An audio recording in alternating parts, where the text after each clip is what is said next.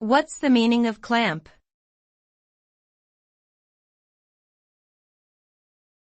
Clamp.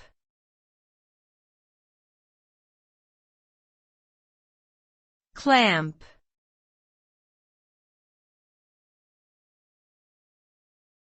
Clamp.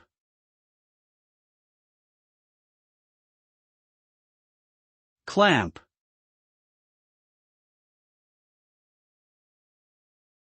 The word clamp can have a few different meanings, but in general it refers to something that holds two things together tightly.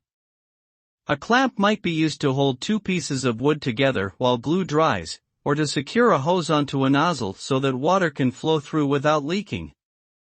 Depending on the context, a clamp can be made of metal, plastic, or other materials. In all cases, the purpose of a clamp is to prevent movement or separation between two objects that are being fastened together.